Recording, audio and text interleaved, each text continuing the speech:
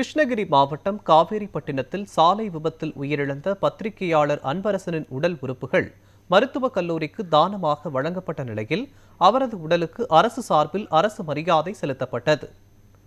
கிருஷ்ணகிரி மாவட்டம் காவேரிப்பட்டினத்தில் நாளிதழில் பத்திரிகையாளராக பணியாற்றி வந்த அன்பரசன் என்பவர் கடந்த 15ஆம் தேதி வீட்டின் அருகே சாலை ஓரத்தில் நின்றிருந்த போது இருசக்கர வாகனம் மோதி கடுமையாக காயமடைந்தார்.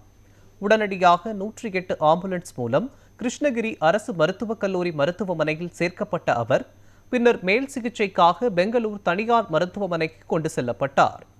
அதிக ரத்தம் வெளியேறியதால் அவர் உயிரிழந்ததால் அவரது உடலை கிருஷ்ணகிரி அரசு மருத்துவக் கல்லூரிக்கு உடல் உறுப்புகளை குடும்பத்தினர் தானமாக வழங்கினர். அதனைத் தொடர்ந்து கிருஷ்ணகிரி மாவட்ட ஆட்சியர் திரு தினேஷ்குமார் மருத்துவக் கல்லூரிக்கு வந்து அன்பரசன் உடலுக்கு அரசு மரியாதை செலுத்தினார். அவருடன் மருத்துவக் கல்லூரி முதல்வர், மருத்துவர்கள், பணியாளர்கள், பத்திரிகையாளர்கள் என அனைத்து தரப்பினரும் அவரின் உடலுக்கு மரியாதை செலுத்தினர்.